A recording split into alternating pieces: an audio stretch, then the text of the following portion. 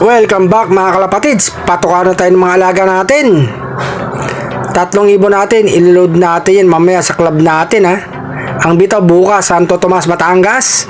Ito na pagkain nila.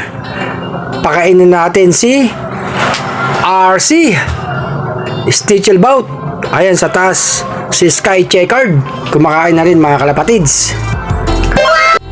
Tapos dito yung magparis mga kalapatids. So si Hansam Beckart, paris niya si Stichelbot, magaganang kumain mga kalapatids, mga kondisyon naman sila. No.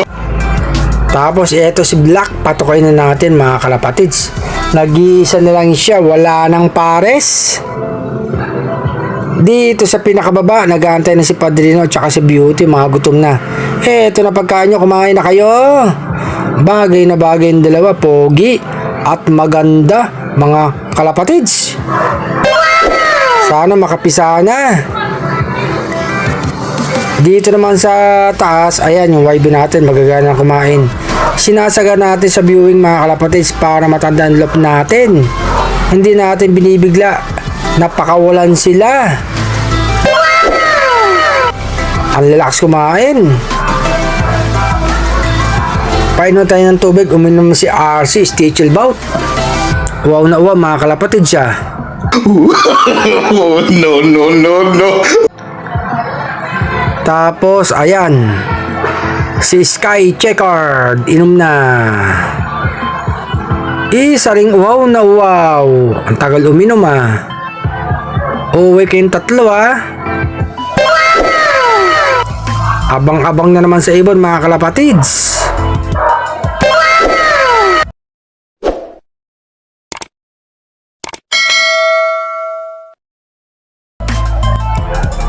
Eto na nga tayo sa club, kasama pa rin natin si Batang Pansier. Isang ibon niya nakauwi mga kalapatids. Idol daw tayo.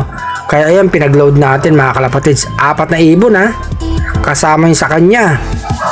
Ayan, binibigay na sa isang Pansier. Pinapasok ko na sa truck mga kalapatids ha.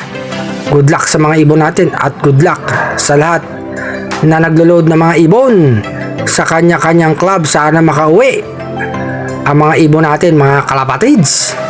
Magandang gabi sa inyo ha. Tiwala lang sa ibon na uuwi ang mga ibon natin. Isa nilang bigay mo na. Ayos na mga kalapatids. Kaway muna. Eto nga oh mga kalapatids oh. Sa club natin, ito yung paligid.